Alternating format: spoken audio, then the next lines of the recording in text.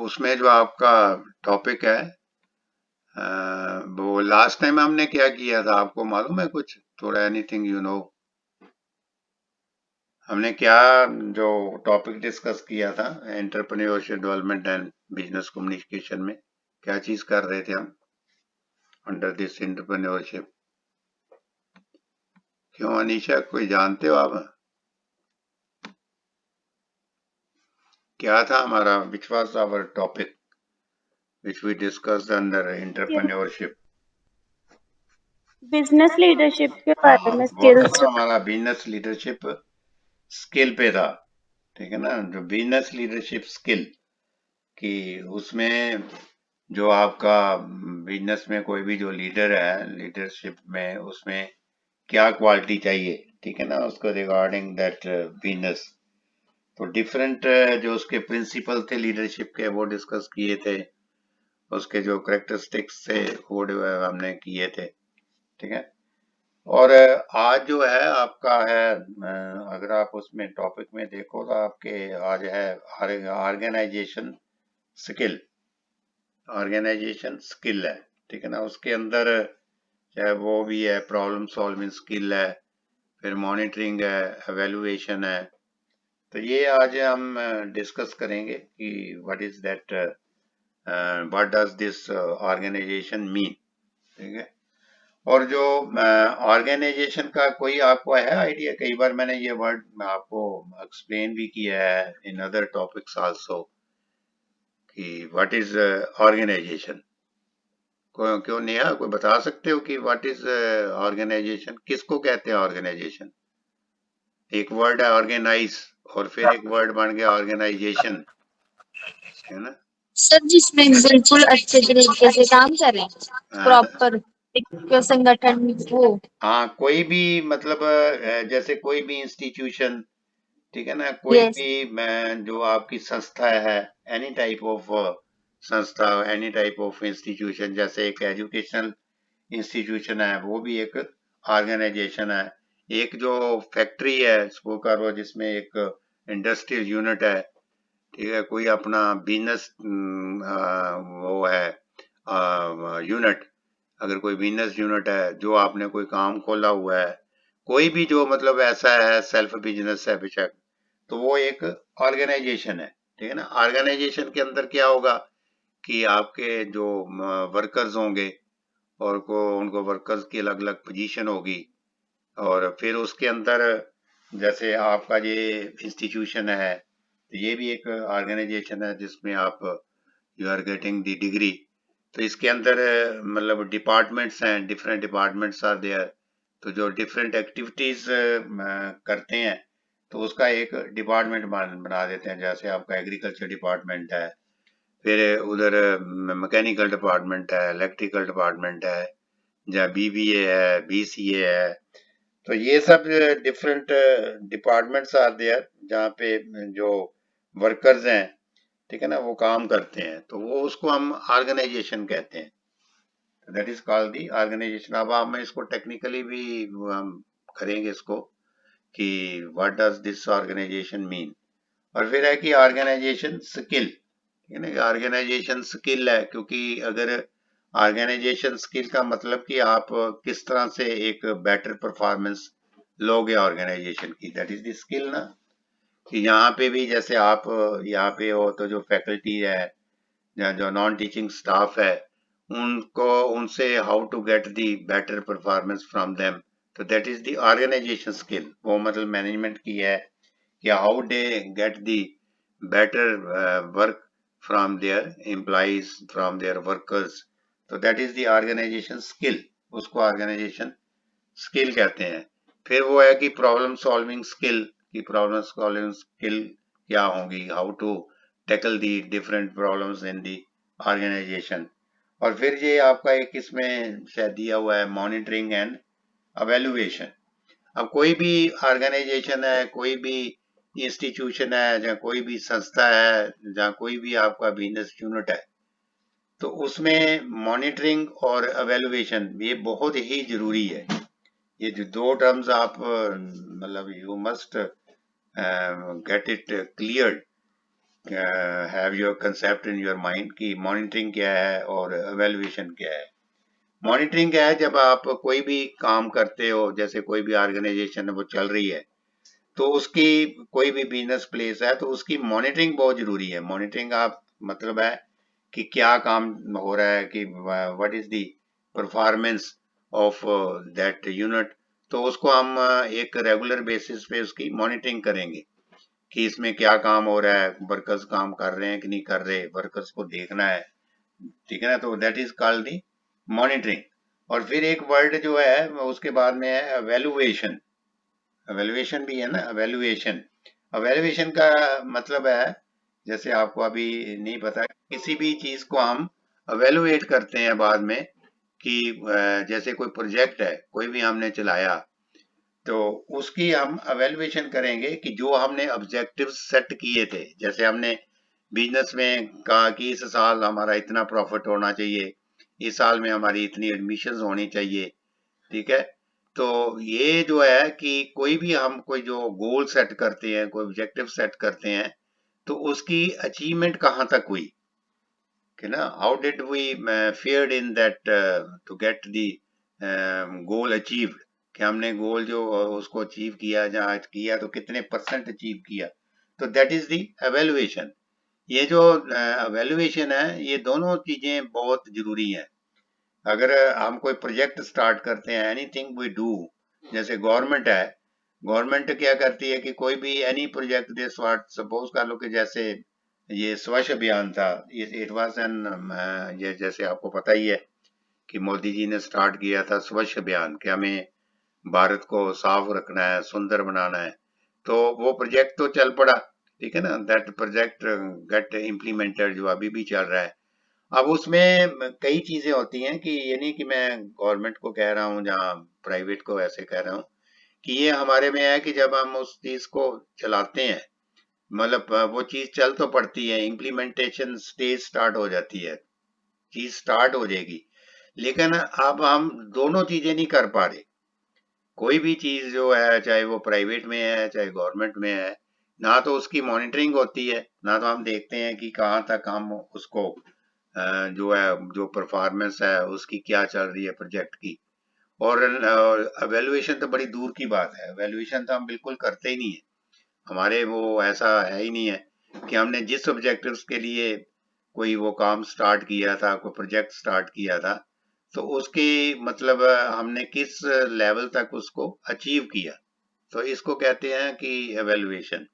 तो ये जो है, आज हम ये मैंने आपको पहले ब्रीफली बता दिया है कि अगर मैं यही जो टर्म्स मैंने आपको बताई हैं, सपोज कल ऐसा कोई क्वेश्चन आ जाता तो एटलीस्ट आपको टॉपिक जो है वो समझ आना चाहिए कि what is the actual topic is, और हम इस टॉपिक में क्या इसमें आगे स्टडी करेंगे, ठीक है ना, क्या डिफरेंट जो टॉपिक्स है इसके, सॉरी, डिफरेंट जो आगे रहेंगे इसमें एक्टिविटीज, वो हम क्या कवर करेंगे। तो ये दैट यू मस्ट नो, ठीक है। जब तक आपको, जब मैं हमेशा इस चीज पे स्ट्रेस देता हूँ कि कोई भी एनी मैटर इज देयर, उसको पहले समझो, पहले समझने की कोशिश करो, फिर उसमें आप अगर आप उसको समझ जाते हो तो then that is not difficult to describe. उसको डिस्क्राइब करना, उसको आपको एक्सप्लेन करना अगर एग्जाम में आ जाता है, तो कुछ काफी जो वर्ड्स हैं वो आप अपनी तरफ से ऐड करके तो उसमें कर सकते हैं। जरूरी नहीं है कि जो बुक में लिखा है तो उसी को ही आपको रिप्रोड्यूस करना है। तो एटलीस्ट यू मस्ट मतलब know the meaning of that particular concept. तो यहाँ तक मैं क्या है कि यहाँ तक आपको क्लियर है कि आज हम करने क्या जा रहे हैं, हमारा टॉपिक क्या है और इसका टॉपिक की इम्पोर्टेंस क्या है। तो ये है, ये this is the organisation skill. तो आज मैं मतलब ये कोशिश करूंगा, नहीं तो अगर मैं पहले आपके साथ स्क्रीन शेयर करूंगा, फिर ये मैंने इसमें डाउनलोड जो बुक है, जो एंटरप्रेन्योरशिप डेवलपमेंट एंड बिजनेस की, वो मैंने यहाँ डाउनलोड की हुई है। तो मैं वो बुक भी आपके साथ जो पीडीएफ है वो आपके स्क्रीन पे शेयर करूंगा। अगर आपको लगेगा कि आपको नहीं वो प्रॉपरली देखा जा रहा तो आप मेरे को बताना उसके अंदर, ठीक है ना। मतलब ये मैं ट्रायल कर रहा हूँ आपके साथ, जैसे वो हम उसमें करते थे। जब हमारा कोविड का टाइम था तो उस टाइम भी मैं आपके साथ शेयर करता था स्क्रीन पे जो पीडीएफ है, जो डिफरेंट नोट्स है या पीपीटी है, ठीक है ना। इसमें मैं आपके साथ ये शेयर करूंगा वो ये जो पर्टिकुलर जो बुक है, क्योंकि कई बार ऐसे होता है कि आप जैसे मैं बोल रहा हूँ तो you are not able to get that book open, जब उसको आप रेफर नहीं कर पा रहे, सिर्फ मेरे को सुन ही रहे होते हो। तो आज मैं थोड़ा सा इसमें चेंज किया है कि हम आई विल आल्सो मतलब go on reading that different lines from the book. आप भी उसको देखोगे वन बाय वन, और हम उसमें जो हमारी रेलिवेंट पॉइंट्स हैं उसी को हम डिस्कस करेंगे। अदर देन जो इररेलेवेंट होंगे उसको मैं छोड़ता जाऊंगा, तो उससे आपको थोड़ा सा इजी भी हो जाएगा अगर आपको नोट करना है, जहां आपको पता चल जाएगा कि पर्टिकुलर कहाँ से हम उसको कर रहे हैं। तो मैं अभी आपके साथ ना ये स्क्रीन शेयर करता हूँ, कोशिश करता हूँ, फिर आप बताना कि if is there any difficulty, तो फिर हम दूसरा मेथड अप्लाई करेंगे, अडॉप्ट करेंगे जो हम पहले कर रहे थे। ओके।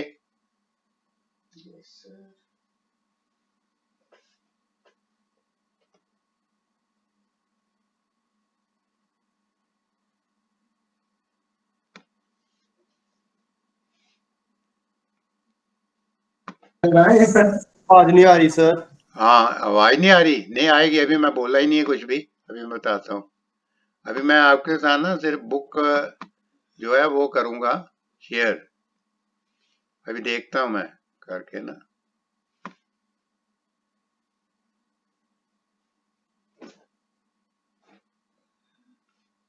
एक मिनट बस।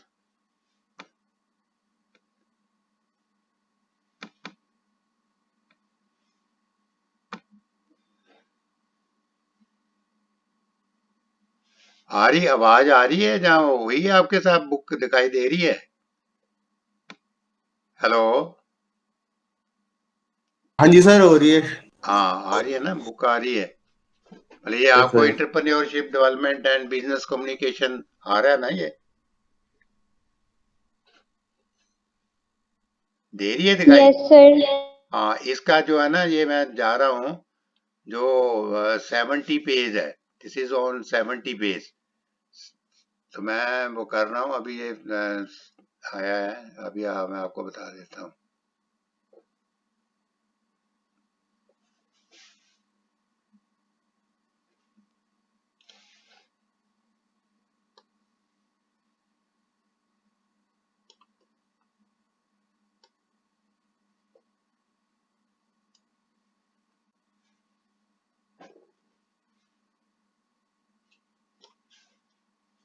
एट्टी पेज आ गए।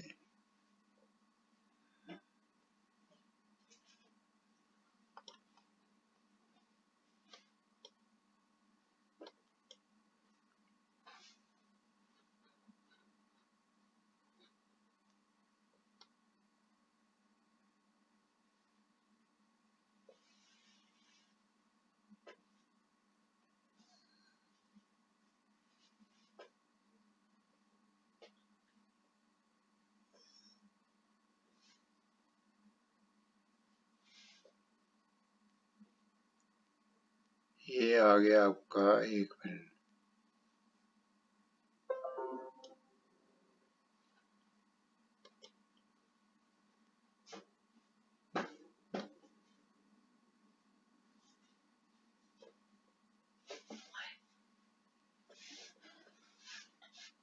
ये है, ये जो है ना आपका,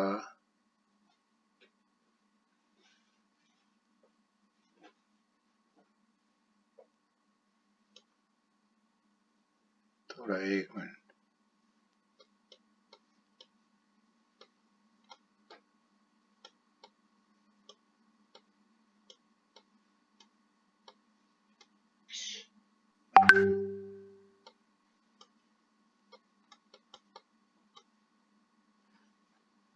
सेवेंटी पेज पे आना चाहिए।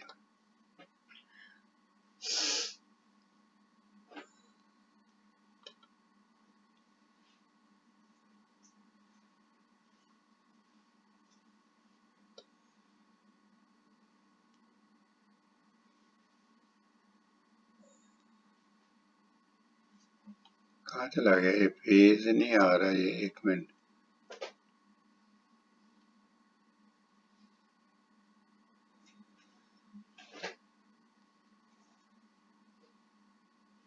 हाँ ये है, ये आ रहा है ना आपको, ये दिखाई दे रहा है, डेवलपिंग ऑर्गेनाइजेशन स्किल। क्यों नया दिखाई दे रहा है ये? आपने खोला इसको? Yes, sir. हाँ, तो इसमें ये देखो, सबसे पहले हम we will discuss what is this organisation, क्या है ऑर्गेनाइजेशन। तो ये हम इसमें देखें, जो सेकंड है, फर्स्ट आप छोड़ दो, जो इसमें है ना सेकंड जो पैरा है, organising is the establishing of affective authority relationship among selected works, ठीक है ना। तो ये एक मतलब अथॉरिटी रिलेशनशिप है अमंग सेलेक्टेड वर्क्स, मतलब ये रिलेशनशिप है वर्क्स का, पर्संस का एंड वर्क प्लेस का। ऑर्गेनाइजेशन क्या है? एक रिलेशनशिप है। रिलेशनशिप किस किस में है?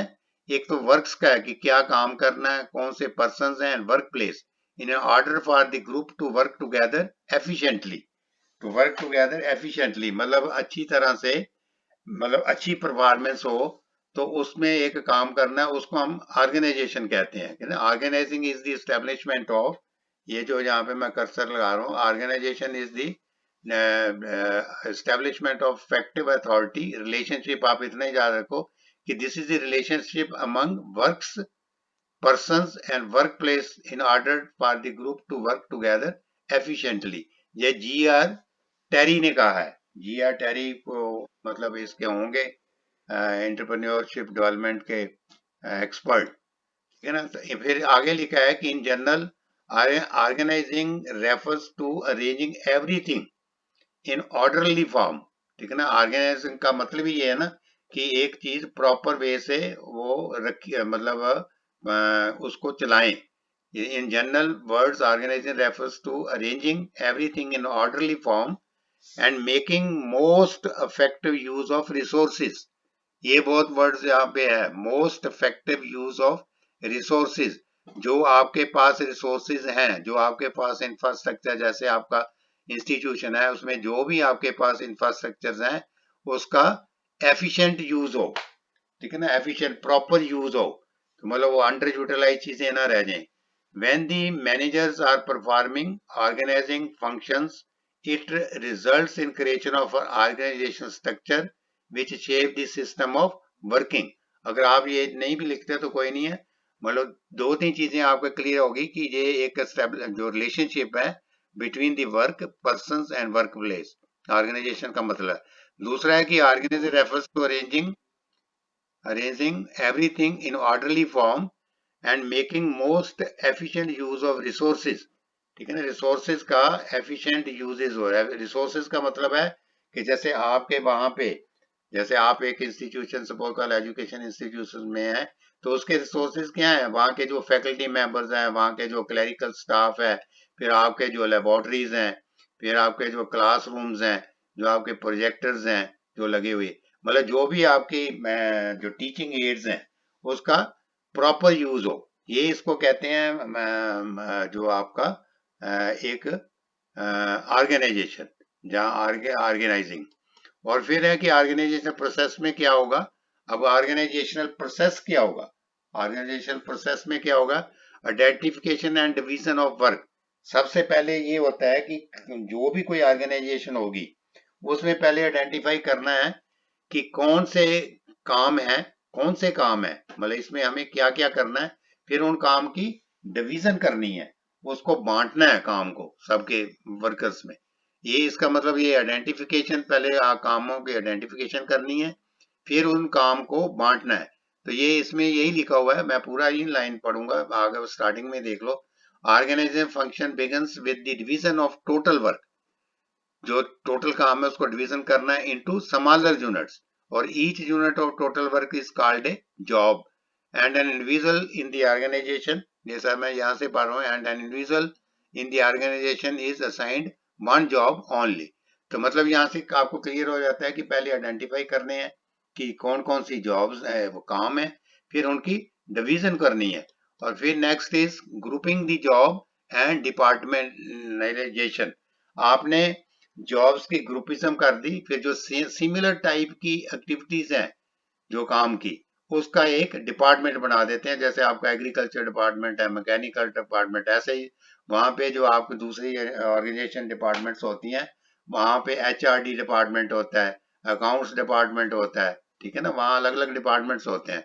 तो after dividing the work into smaller job, related and similar jobs are group together and put under one department, ठीक है ना, इसको कहते हैं डिपार्टमेंटाइजेशन।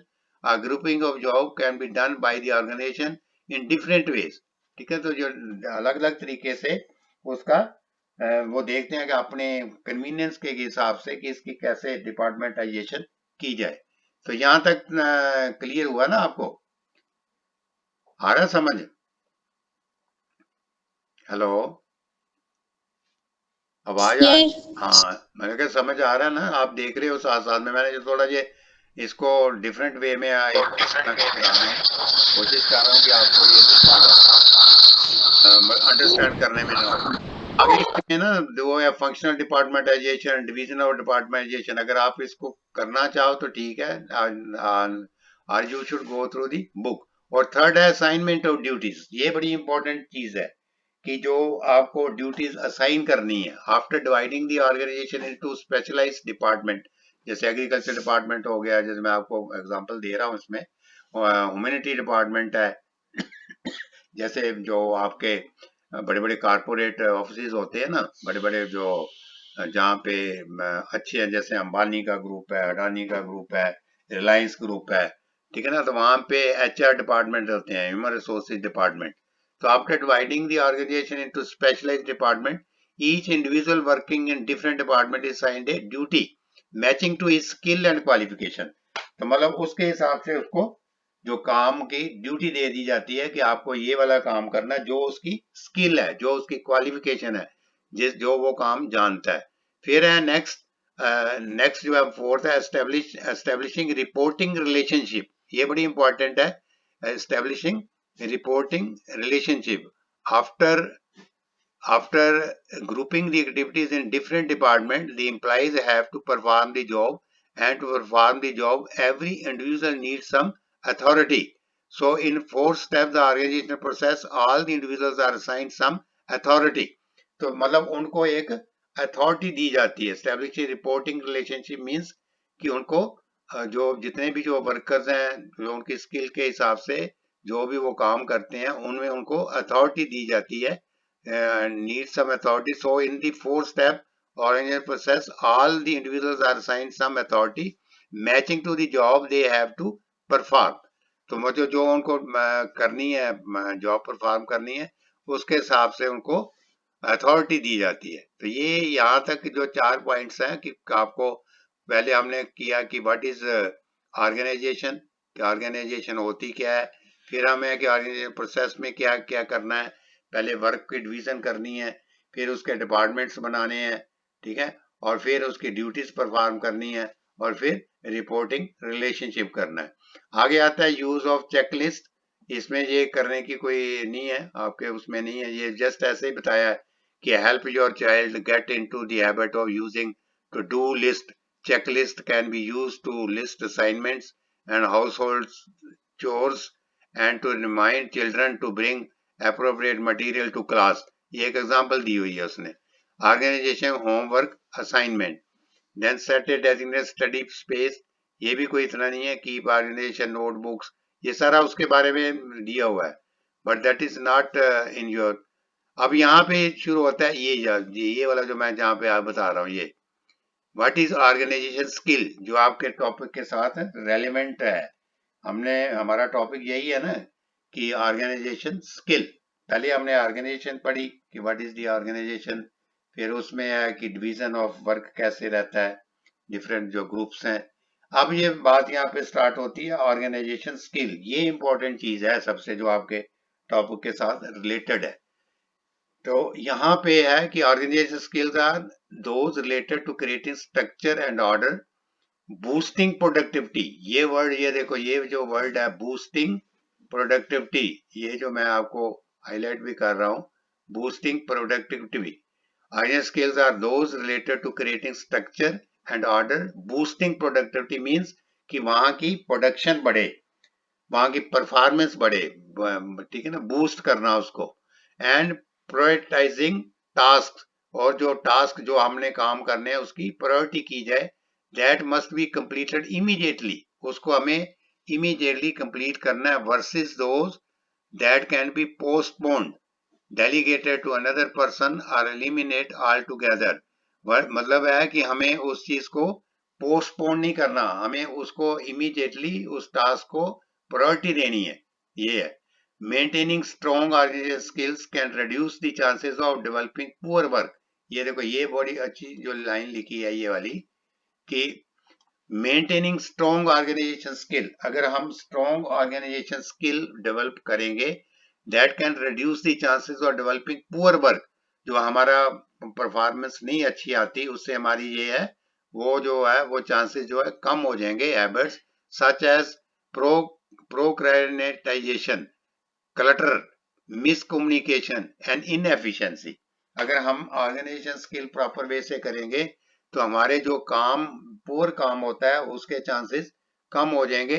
फिर ये है कि जो मिसकम्युनिकेशन है, इनएफिशिएंसी होगी काम में, वो बिल्कुल कम हो जाएगी अगर हम उसको ऑर्गेनाइजेशन स्किल वे में करेंगे।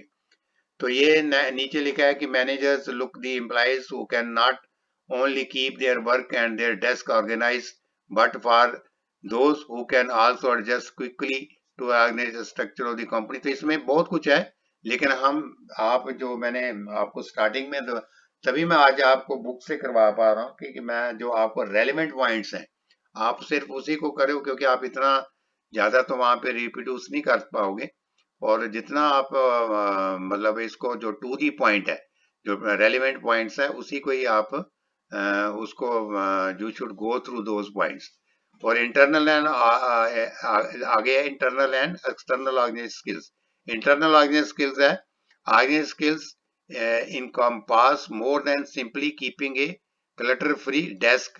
ठीक है ना, क्लटर फ्री डेस्क मतलब कि आपने डेस्क के ऊपर काम को ज्यादा नहीं बनाना, that is the internal organisation skill. मतलब है कि जो आपका काम आपको दिया गया है उसको आपको क्विकली उसको काम को कंप्लीट करना है। while maintaining a clear space to work is important, neatness is only one of the several keys to organization skills। Employees with excellent organization skills are able to keep themselves calm and prepare with systematic planning and scheduling। मतलब उसका कहने का मतलब कि जो अच्छे skill वाले worker होते हैं वो अपना काम जो है उसको जल्दी कर लेते हैं, और वो प्लानिंग के साथ करते हैं और अपने प्रॉपर शेड्यूल के साथ करते हैं। ऐसे जो एक्सटर्नल ऑर्गेनाइजेशन स्किल्स है, work projects are typically centered around a rigid timeline, analyze the job into smaller projects and goals can be an effective way to complete them। तो ये है, दिस इज दी मतलब इंटरनल ऑर्गेनाइजेशन एंड एक्सटर्नल। आगे बात आ जाती है controlling की, ठीक है ना। पहले जो आपका जो है कि ये ऑर्गेनाइजेशन स्किल क्या है, फिर कंट्रोलिंग, क्योंकि ऑर्गेनाइजेशन में कंट्रोल जो करना है, काम का सारा कंट्रोल है, that is the most important. ठीक है ना, अपने स्किल जो होनी चाहिए कि कैसे काम को कंट्रोल करना। Controlling means comparison between actual output and planned output, comparison between actual output and planned output to find out the reasons for deviation. ये वर्ड बहुत ही मतलब इम्पोर्टेंट है, ये वाला जो मैं आपको बार बार करके दे रहा हूँ, ये हाईलाइट किया मैंने। आप देखो, कंट्रोलिंग मींस आपको बता रहा है कि कंट्रोल का क्या मतलब है। Controlling means anything comparison, controlling means comparison between actual output जो आपकी आई है एंड प्लान्ड आउटपुट, जो आपने प्लान किया था आउटपुट, कि हमारी कितनी आउटपुट आनी चाहिए, हमारी कितनी एफिशिएंसी काम में होनी चाहिए, और जो आपकी एक्चुअल आउटपुट आई है ना, output to find out the reasons for deviation. Deviation का मतलब कि अगर जो आपने प्लान किया था और जो आपका एक्चुअल आई है उसमें रीजन क्या थे डेविएशन के, क्यों नहीं हम उस चीज को जो हमने प्लान किया था आउटपुट, वो हमारी एक्चुअल क्यों नहीं आई, for deviation and taking corrective measures, फिर उसको सुधारने के तरीके अपनाने to stop such deviation in future, की फ्यूचर में ऐसी डेविएशंस ना आए। तो मेरा ख्याल ये आपको क्योंकि आपके ये है टॉपिक में ये ऑर्गेनाइजेशन स्किल, फिर वो कंट्रोलिंग भी है, आप देखो उसको निकाल के, कंट्रोलिंग भी है। तो हमने ऑर्गेनाइजेशन स्किल को डिस्कस किया, देन कंट्रोलिंग कि क्या कंट्रोलिंग का मतलब, जैसे कि वर्ड इटसेल्फ ही बताता है, कंट्रोल का मतलब है कि किसी चीज को मैनेज करना, देखना। अब यहाँ पे जो चीज है कि जो आपकी एक्चुअल आउटपुट आई और जो आपने whatsoever you have planned output, तो व्हाट इज द डेविएशन, उसमें क्यों डिफरेंस आ गया, और फिर उसको उसको एनालाइज करना और आगे भी फ्यूचर में ना हो। तो यहाँ तक I think it is clear to you ना कि एनीथिंग कोई ऐसी प्रॉब्लम तो नहीं आ रही। इट्स वेरी सिंपल वे में आपको मैं बुक में से दिखाया, क्योंकि सारे ये पढ़ने की जरूरत नहीं, जो रेलिवेंट पॉइंट्स हैं वही मैं आपको टच कर रहा हूँ और अकॉर्डिंग टू योर टॉपिक। क्यों अनीशा, आ रही है समझ सुजल? Yes, sir. हाँ, तो ये यहाँ तक क्लियर है। आगे इंपॉर्टेंस ऑफ कंट्रोलिंग, ये बड़ा इजी है कि हम कंट्रोलिंग की इंपॉर्टेंस क्या क्या महत्वता है, why there is controlling has been introduced, इसका इंपॉर्टेंस क्या है। First is help in achieving organisation goal, ठीक है ना। सबसे पहला यही है कि जो हमारा कंट्रोलिंग का मतलब ही ये है कि जो ऑर्गेनाइजेशन का गोल है उसको अचीव करना। जजिंग एक्यूरेसी ऑफ स्टैंडर्ड्स, जो मतलब हमने स्टैंडर्ड नॉर्म्स फिक्स किए हैं उसकी एक्यूरेसी को देखना। फिर making efficient use of resources, ये बहुत आजकल इंपॉर्टेंट है। Making efficient use of resources, जो आपके रिसोर्सेज हैं, जो आपके पास साधन है, उनको प्रॉपरली यूज करना।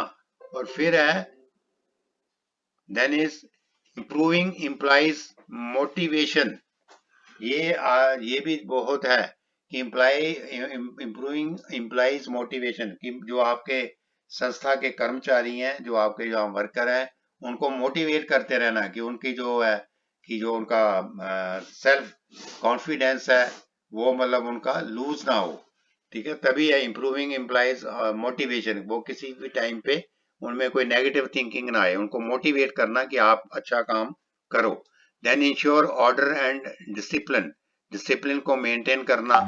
फैसिलिटेट कोऑर्डिनेशन, फैसिलिटेट्स कोऑर्डिनेशन, आपस में संबंध बनाना, आपस में कोऑर्डिनेट करना। ये नहीं है कि कोई कोई कुछ करता रहे कोई कुछ करता रहे, तो आपस में कोऑर्डिनेशन होनी चाहिए।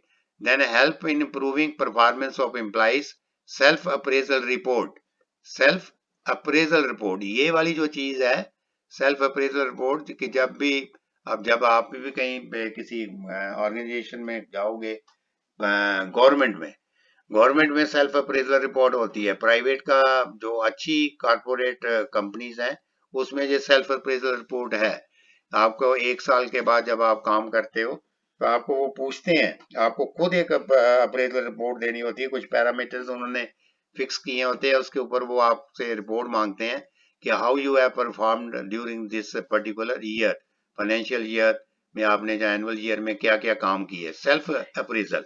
और फिर परफॉर्मेंस अप्रेजल रिपोर्ट, और फिर जो आपका बॉस है, ठीक है ना, वो उसके ऊपर जो आपने अप्रेजल रिपोर्ट दी है वो उसके ऊपर आपकी रिपोर्ट देगा, परफॉर्मेंस अप्रेजल रिपोर्ट वो बनाएगा कि जो आपने कहा कि मैंने ये काम किए, तो वो उसके ऊपर उसमें कमेंट्स देगा कि वाकई जो ये एम्प्लॉई है उसने जो काम उसको दिया गया था और जो उसने सेल्फ अप्रेजल की है वो ठीक है गलत है, वो आपने उसमें कमेंट्स देगा। और 8th जो पॉइंट है, controlling helps in minimising the error, कि मतलब कम से कम गलतियां हो उसको कंट्रोल करना। ये तो मैं कहा ये इसमें कोई इतनी डिफिकल्ट नहीं है पॉइंट्स, कोई ज्यादा एक्सप्लेन करने वाली भी जरूरत नहीं है, लेकिन ये इटसेल्फ जो कंसेप्ट है कंट्रोलिंग का, this is very important in the organisation. लेकिन ये मैं बार बार कह रहा हूं कि ये सब चीजें जो हैं दे आर लैकिंग, चाहे वो ऑर्गेनाइजेशन सेक्टर ले लो, प्राइवेट सेक्टर ले लो, लेकिन हम ये चीजों को नहीं देख पा रहे। मतलब जो है मैनेजमेंट वहाँ के जो भी उसको कंट्रोल करते हैं, they are not taking into consideration of all this factors. और next is limitation of controlling, ये है कि कुछ लिमिटेशंस हैं controlling, difficult in setting quantitative standards, कि मतलब कंट्रोलिंग की ये लिमिटेशन है कि उसमें कमियां हैं कि कंट्रोलिंग नहीं कर पाते, क्योंकि जो मिनिमम स्टैंडर्ड्स हैं वो उसको सेट करने में प्रॉब्लम आती है कि हम कौन से स्टैंडर्ड नॉर्म्स फिक्स करें कि जिससे हम कंट्रोलिंग को मेजर करें। फिर no control on external factors, क्योंकि ये बड़ी मतलब ये वेरी एसेंशियल पॉइंट कि जो एक्सटर्नल फैक्टर्स होते हैं, बाहर की जो कुछ हालात ऐसे हो जाते हैं, इंटरनल को तो कंट्रोल कर लेंगे लेकिन एक्सटर्नल फैक्टर्स आ गए, जैसे आपका कोविड ही आ गया था, ठीक है ना, कोई क्लाइमेटिक प्रॉब्लम आ गई है, तो no control on external factors, external पे फैक्टर्स पे कंट्रोल नहीं हो सकता। फिर रेजिस्टेंस फ्रॉम एम्प्लॉइज, कि जो एम्प्लॉइज हैं वहां के जो काम करते हैं लोग, वो उनकी तरफ से कुछ रेजिस्टेंस आ जाती है, तो उसको भी आप you can not control that. Then costly affair, कि ये जो कंट्रोलिंग है ये एक कॉस्टली अफेयर है, कितना कुछ कंट्रोल करना इस उसमें इन्वॉल्वमेंट होती है कॉस्ट की। Then relationship between planning and controlling, और ये जो है that is not in your syllabus, यहाँ तक है जो कंट्रोलिंग वगैरह का है। और ये नेक्स्ट है सुपरविजन, ये है आपके कि व्हाट डज ये कंट्रोलिंग क्या है और सुपरविजन क्या है। It is difficult to formulate an overall definition that takes in account all the sorry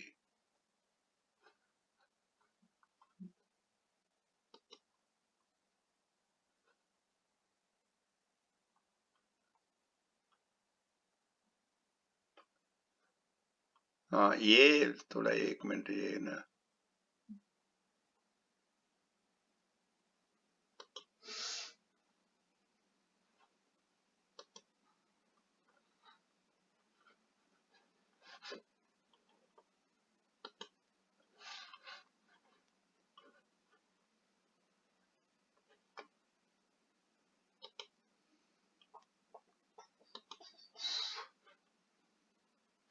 ये दिखाई दे रहा है आपको अभी? हेलो? Yes, sir. हाँ, जो थोड़ा वो उसमें इसका फॉन्ट चेंज हो गया है, तो मेरे से पॉइंट दब गया है, तो चलो कोई नहीं। यही इसमें है सुपरविजन है कि it is difficult to formulate an overall definition that takes into account all the different organization context and type of work for which supervision is required. In the development profession, terms such as assessment, monitoring, and appraisal add to the confusion, since supervision can encompass much of these. Literally, to supervise means oversee the action or work of a person. Supervision का मतलब ही ये है कि किसी का काम को supervise करना, उसको देखना कि वो क्या कर रहा है। क्या हो रहा है ये वाला?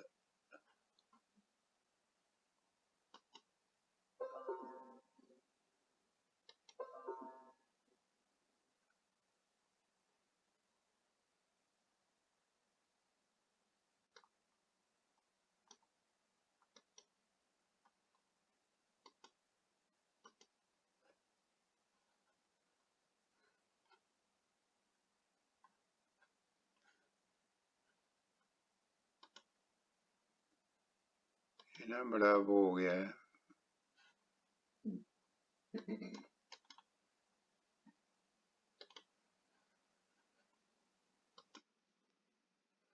दोबारा करता, एक मिनट।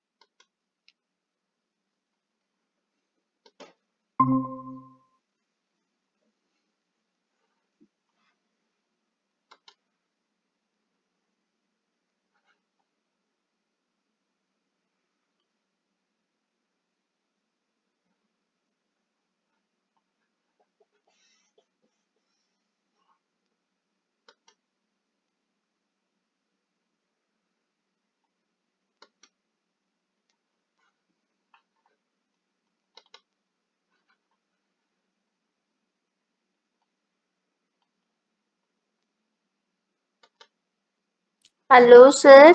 हाँ, नहीं दिखाई दे रहा ना? No, sir. हाँ, एक मिनट मैं कर रहा हूँ उसको, वो बीच में ना कुछ गड़बड़ हो गई है।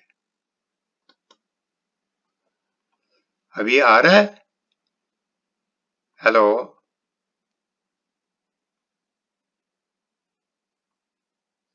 No sir. हाँ, एक मिनट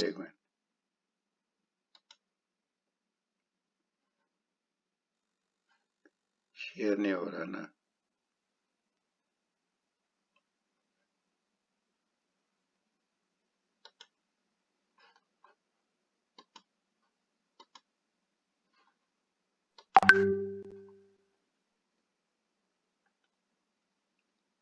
अभी दे रहा दिखाई नहीं? यस सर मिल हाँ, रहा अभी है। आ गया ना। तो ये हम आ रहे थे सुपरविजन पे, और इसके आगे आता है ये है क्या आपका ना, जो प्रॉब्लम सॉल्विंग। सुपरविजन का आपका टॉपिक नहीं है, इसलिए मैंने वो नहीं डिस्कस किया। आप देखो उसमें सिलेबस में नहीं है, आपके प्रॉब्लम सॉल्विंग है कि व्हाट इज प्रॉब्लम सॉल्विंग।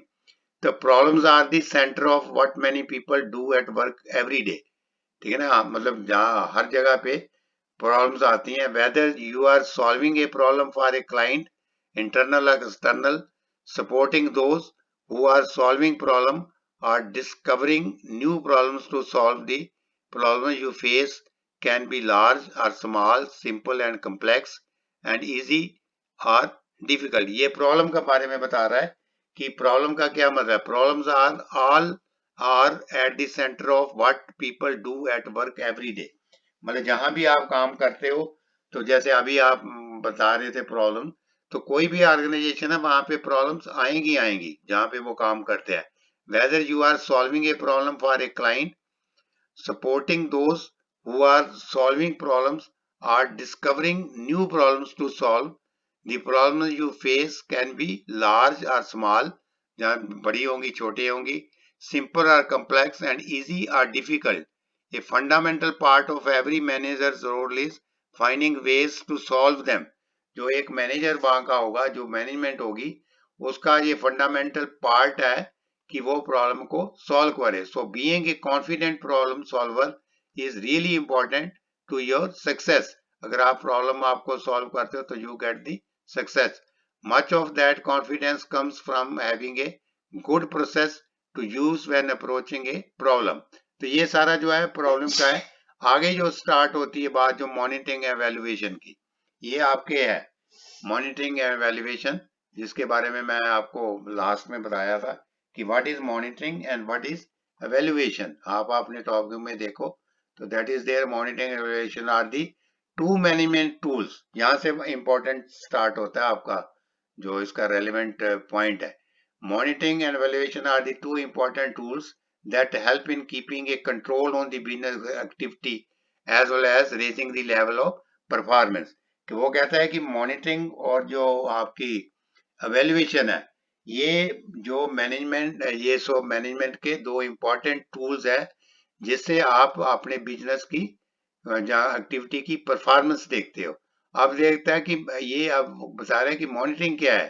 ये देखो जो मैं इसको हाईलाइट कर रहा हूँ, तो मॉनिटरिंग क्या है। Monitoring refers to an organizational process of overseeing and checking the activities। Overseeing मतलब उसको देखना, and checking the activities, activities को चेक करना, अंडरटेकन इन ए प्रोजेक्ट। जो हम कोई भी काम शुरू किया है उसमें उसकी एक्टिविटीज को देखना और फिर उसको चेक करना। किस पॉइंट व्यू से चेक करना, to ascertain whether it is capable of achieving the planned results or not. कि हम मतलब जो आपके जो ऑब्जेक्ट्स हैं जो आपने प्लानिंग की है वो रिजल्ट्स हम अचीव कर रहे हैं कि नहीं कर रहे, है ना, कन्वर्टली। ठीक है, और उसके बाद आर नॉट। फिर आगे कहता है कन्वर्सली एवेल्युएशन। आप एवेल्युएशन को बता रहा है ये। एवेल्युएशन इज ए, ये वाला जो है, evaluation is a process, evaluation is a process that gauge the success of the project or program in meeting the objectives। ठीक है ना, evaluation का मतलब है कि जो आपने objectives सेट किए थे वो अचीव कर रहे हैं कि नहीं कर रहे। evaluation is a scientific process gauging the success of the project or program in meeting the objective। The primary difference between monitoring and evaluation is that while यहाँ पे आप कंक्लूड करता है वो, ये देखो ये कहता है कि primary difference between monitoring and evaluation, ये primary difference between monitoring and evaluation is that while, क्या कह रहा है, monitoring is a continuous activity. मतलब जो मॉनिटरिंग है वो कंटिन्यूस आपका काम, आपने परफॉर्मेंस को देखते रहना है, continuous activity performed at the functional level of the management. Evaluation, फिर आप कहते हैं कि एवेल्युएशन क्या है? Evaluation is a periodic activity, वो कंटिन्यूस एक्टिविटी है। मॉनिटरिंग आपको कंटिन्यूस करते रहना है, और जो एवेल्युएशन है वो पीरियोडिक है कि आपको 1 महीने बाद एवेल्युएशन करनी है, 15 दिन, ये पीरियड लिखा है ना पीरियोडिक, ये 15 दिन बाद करेंगे, फोर्टनाइटली करेंगे, वीकली करेंगे, बाई वीकली करेंगे, हाफ ईयरली करेंगे, ठीक है ना, वो that is the periodic activity performed at the business level. To get some more differences on these two, check out the article presented below। वो वैसे बताया कि ये, फिर ये बताया कि इसमें क्या, फिर ये अभी किया है कि डेफिनेशन ऑफ मॉनिटरिंग, अब इसको यहाँ एक्सप्लेन कर रहा है पूरे एग्जैक्ट वे में जो हम बता रहे हैं। Monitoring is the systematic process of observing and recording on a regular, ठीक है ना, कंटिन्यूस बेसिस पे, on a regular basis the activities carried out in a project to ensure that the activities are in line with the objectives of the enterprise। कि हम monitoring मतलब करते रहेंगे continuous basis में, ये देखने के लिए कि जो उसमें एक्टिविटीज चल रही हैं, जो हमारे ऑब्जेक्टिव्स हैं उसके हिसाब से चल रही हैं। और जब monitoring takes into account optimum utilisation of resources, कि हम जो ऑप्टिमम यूटिलाइजेशन रिसोर्सेज का करें to assist the managers in national decision making. और फिर आ गया डेफिनेशन ऑफ एवेल्युएशन। एवेल्युएशन क्या है? Evaluation is defined,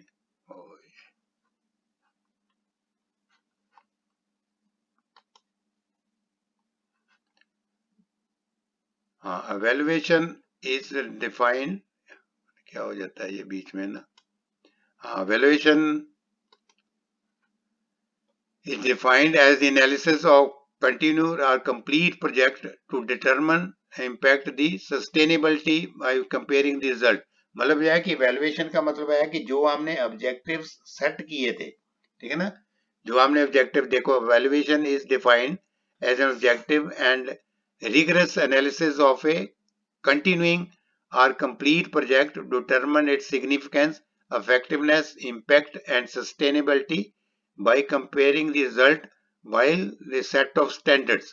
It is the process of phasing value। मतलब जे अगर आप इसको ज्यादा डिटेल में ना जाओ तो सिर्फ आप इतना ही याद रख लो कि वैल्यूएशन का मतलब है कि जो हमने ऑब्जेक्टिव सेट किए थे वो हमने अचीव किए कि नहीं किए, जिसके लिए हमने प्रोजेक्ट को बनाया है, ठीक है ना, दैट इज दी एवेल्युएशन। अब इसमें कंक्लूजन में कहता है कि in the development process monitoring and evaluation play diverse role in the sense that इसमें जो डेवलपमेंट मॉनिटरिंग और evaluation जो है ये diverse roles करते हैं play.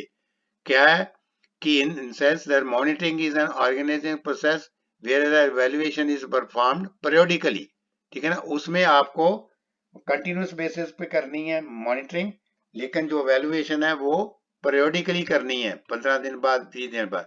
Further, the focus of the essentials also differentiate the two, that is monitoring is all about what is happening। Monitoring ये बताती है कि क्या चल रहा है, what is happening, what activities are going on। Evaluation is considered with how well it happened। और जो evaluation है वो ये बताएगी कि हमने किस हद तक उसमें उस काम को अचीव किया, कितने किस हद तक हमने उस जो प्रोजेक्ट है उसमें परफॉर्मेंस की है, ठीक है ना। ये है, मैंने अपनी तरफ से काफी कोशिश की है आपको ये सब एक्सप्लेन करने की, ठीक है ना। तो आप मेरी ये एडवाइस है कि आप एक बार फिर इसको, जो मैंने जो रेलेवेंट पॉइंट्स हैं जो आपके टॉपिक के हिसाब से उन्हीं को टच किया है, इररेलेवेंट पॉइंट्स को मैंने टच नहीं किया क्योंकि बीच में काफी लेंथी है ये सब कुछ ना। तो मैं आई थिंक कि it is clear to you, क्यों आई जे something is you must have get in your mind, कुछ ना कुछ तो पता चला ही होगा ना कि what is this problem solving क्या है, जो ऑर्गेनाइजेशन स्किल क्या है, फिर ये जो अपना है जो हमने कंट्रोलिंग क्या होता है, ठीक है ना, डिफरेंट जो उसके अंदर करेक्टर थे कंट्रोलिंग के अंदर क्या क्या चीज आती है, उसको हमने कंट्रोल का मतलब वो उसको डिस्कस किया है। और फिर जो लास्ट में था कि what is monitoring, what is valuation, तो उसको हमने we have gone through that. I hope कि it must have been clear to you. बाकी ये मैं यही कहता हूँ आपको कि you must again go through this particular जो 70 नंबर पेज से स्टार्ट होता है। क्यों मैं आ रही ना, आवाज आ रही है मेरी? हेलो? Yes, sir. हाँ, चलो ये यही था जो मैं आज थोड़ा सा इसको चेंज किया कि मैं आपके साथ बुक भी साथ में शेयर करूं।